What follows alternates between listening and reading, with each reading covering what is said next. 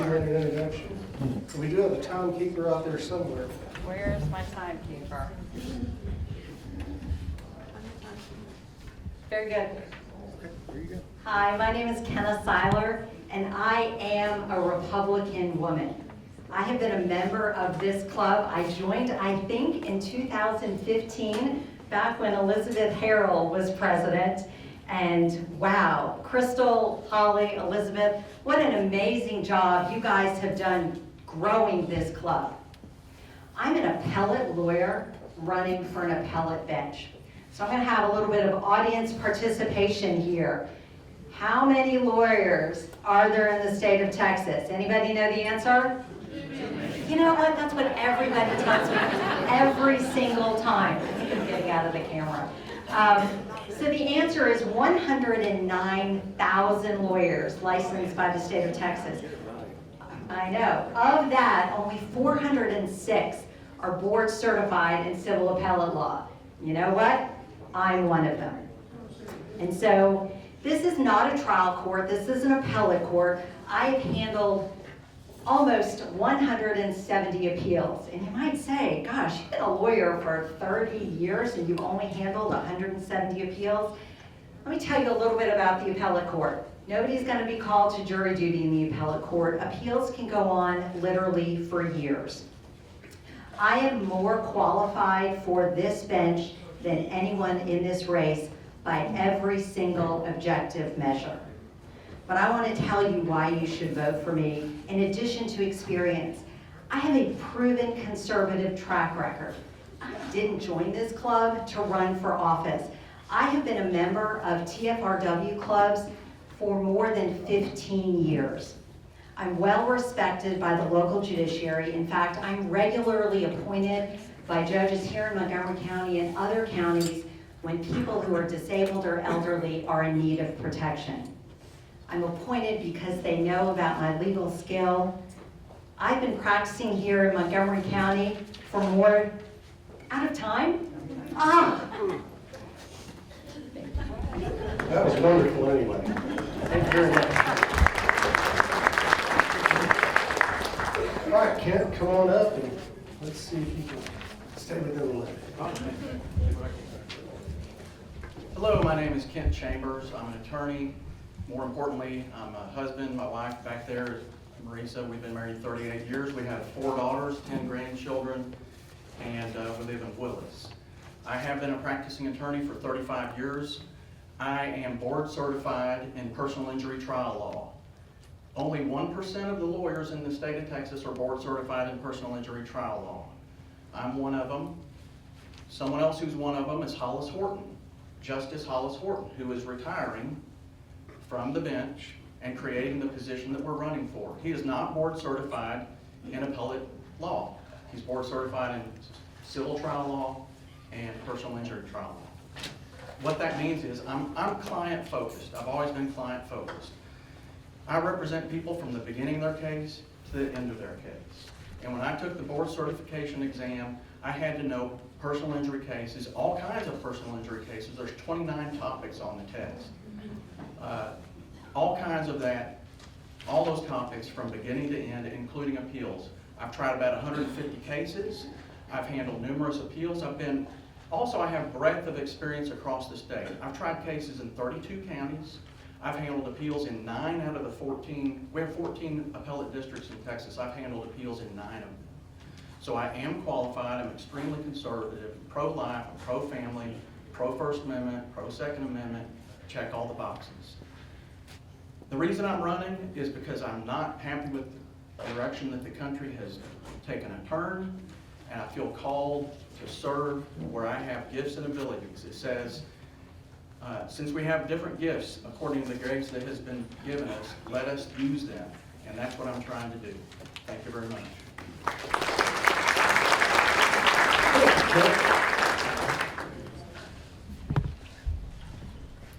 Okay, so these questions are for both candidates, and we'll go in the same order as we did before.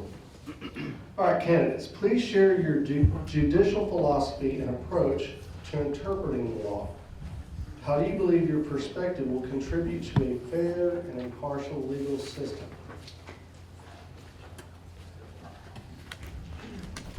So it's easy.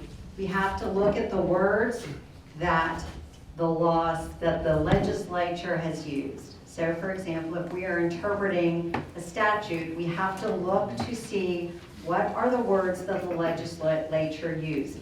I am not going to have any agenda. I am not going to be results-oriented. I am conservative, and what conservatives do, what everybody in this room wants, is a judge who is going to apply the law as written. Additionally, we're going to look at the case law and how cases have interpreted that law, and we're going to look at the law and the words that the cases used.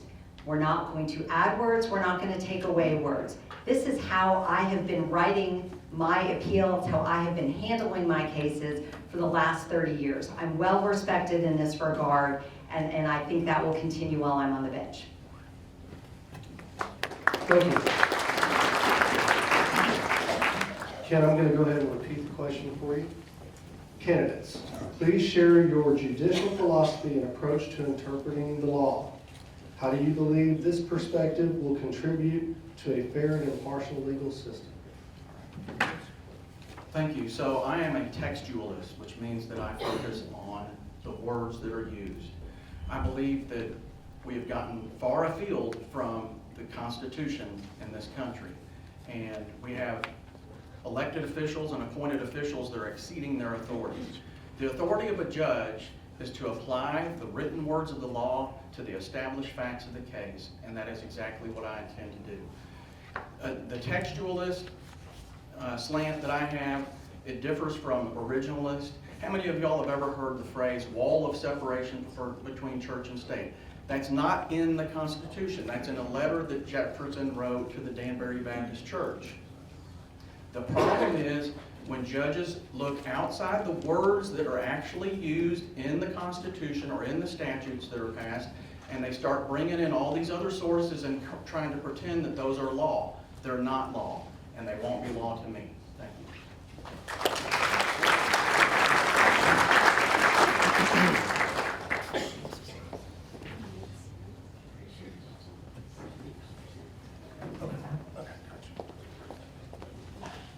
Yes, so I just got told, if you run out of time, just go ahead and finish your thought, and then we'll go there, okay? All right, next question. Given the complexities of the legal system, can you discuss specific aspects of your legal experience that uniquely qualify you for a position on the appeals court? Me first. So I cover so many types of litigation, and so I don't handle just personal injury law. So I want to talk to you about the practice that I have. I have 10 lawyers at my firm, and what we do is we handle civil litigation and we handle fiduciary litigation. And then the appellate practice overlaps both of those sections. I handle so many different types of cases.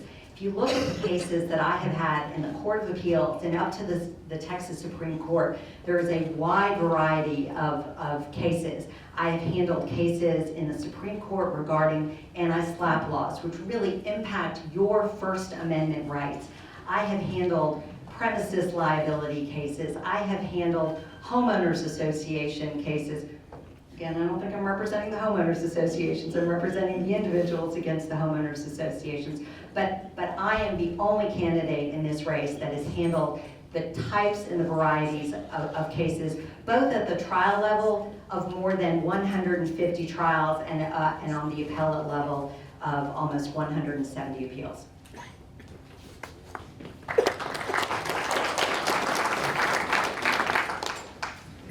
All right, Kevin, I'm going to repeat the question again. Given the complexities of the legal system, can you discuss specific aspects of your legal experience that will uniquely qualify you for a position on the appeals court? Well, like I mentioned, I have a broad lens of perspective because I've tried cases in a lot of counties across the state and handled a lot of appeals in a lot of districts across the state. But I don't just try personal injury cases. I'm board certified in personal injury, but that's not all I try. I've tried a 5-week trial in Jefferson County on a business disparagement case. It was a multi-million-dollar lawsuit between a contractor and a refinery engineering firm. I've handled homeowners association disputes. I've handled lawsuits between business entities. I've handled a case where the state of Texas was suing a homeowner for supposedly engaging in housing discrimination. I represented a homeowner that was being sued by your state of Texas, alleging that he was engaged in housing discrimination. I've tried a case where a police chief was fired and filed suit against several people alleging discrimination. So don't think that I just do personal injury law, I don't.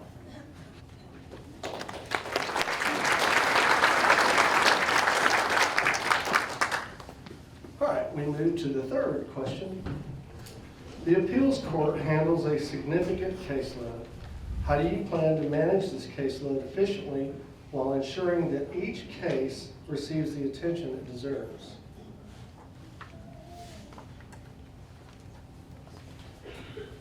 I want to talk to you a little bit about who I am and why you should vote for me, specifically related to this question. I'm the hardest working lawyer you will meet in Montgomery County, outside of the judges who are here, that are our local judges. I'm at the office till 11 o'clock every single night. I would be there right now, but for the fact that I'm with you lovely people. I love to research. I love to write. There is nothing better than working on a Saturday, and that's right, I said Saturday, working on a Saturday on that legal question, finding the answer, going through with what the question is, whether it's on a motion for summary judgment or an appellate court brief, and I walk through to get the answer for the court. It's magic. I will do that as your appellate court justice. You will not have a harder working appellate court justice in the state of Texas.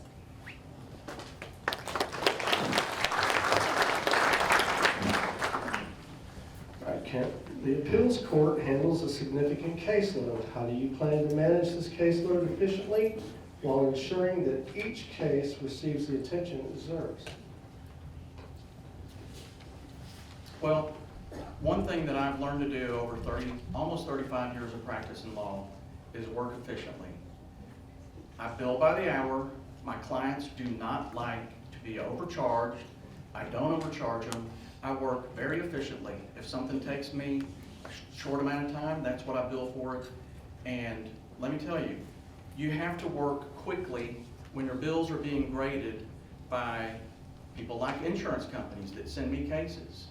They don't want to overpay. They don't want me spending hours and hours on something that can take 15 minutes, and I don't. I handle a big load. I'm the only attorney in my office. It's me. It's all up to me. And I get it all done timely and efficiently, and I plan to do the same thing on the court. I will work with the current justices, and we'll try to get this. There's a little bit of a backlog in cases. Look, Ninth Court of Appeals is not the problem. There's a lot of backlogs across the other 14. But I will work with them and we will get the cases moving. Thank you.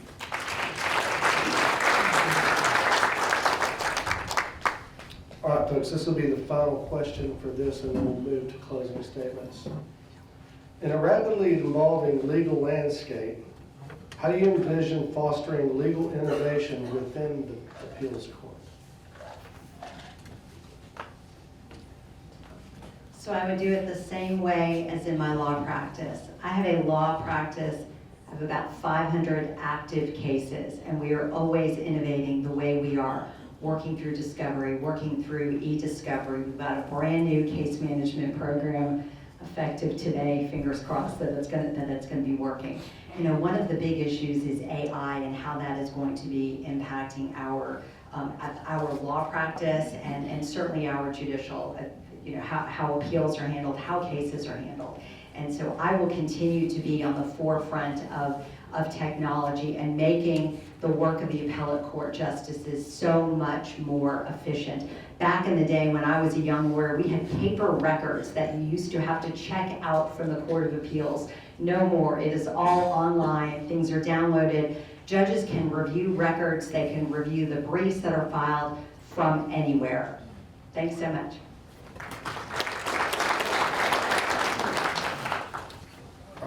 I'll repeat it one more time. In a rapidly evolving legal landscape, how do you envision fostering legal innovation within the appeals court? I'm a firm believer in technology. When I was a young lawyer, we would dictate everything on these little tapes. We'd give them to our secretaries, we'd type them up, we had to proofread them, get them retyped, put them in envelopes, green cards, certified mail, all of this stuff. Technology has been a huge benefit to the practice of law. Now you prepare a document, you convert it to a PDF, you e-file it, and you're done. I'm a huge fan of technology, and I will always be open to technology. But let me tell you something. A computer doesn't have ethics. Every lawyer raises their hand when they get sworn in to uphold the Constitution and laws of the state of Texas and the United States, and we're bound by ethical canons. And this AI stuff, it might be a helpful tool, but it is not going to replace hardworking, ethical attorneys and judges, and nor will I let it.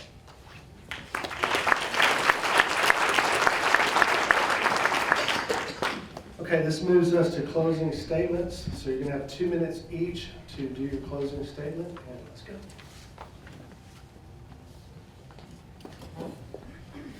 So I've talked to you a little bit about my legal experience. I have been at the courthouse for so long that I remember when Rowdy Hayden was bailiff of the 221st District Court. So I have been doing this for a really long time. I've handled a lot of cases. I have handled appeals, but I want to tell you who else I am. I am a mother. I have a 23-year-old son. He's about to be 24. He is in law school. He's in finally a Catholic school. He's at Gonzaga in Washington State. And despite the fact that he's in Washington State, he is solidly conservative. Go, Mom. Also, I have a 19-year-old daughter, Rachel. Rachel has Rett syndrome. Not because of Rachel am I pro-life. I've been pro-life since I was a little one, but I am passionately pro-life, and I talk about pro-life issues wherever I go because of her. Rachel can't walk. Rachel can't talk. Rachel doesn't have use of her arms or her hands. But Rachel has taught us that a smile is worth 1,000,000 words, and that you can love someone so much, even if you can never, ever hear her voice. What she's also taught me is that God doesn't make mistakes, and that every life is beautiful, and every life is deserving of protection.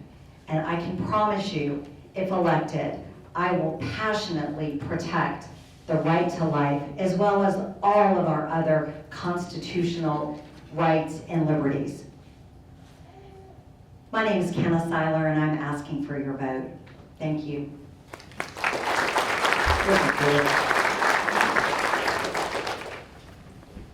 All right.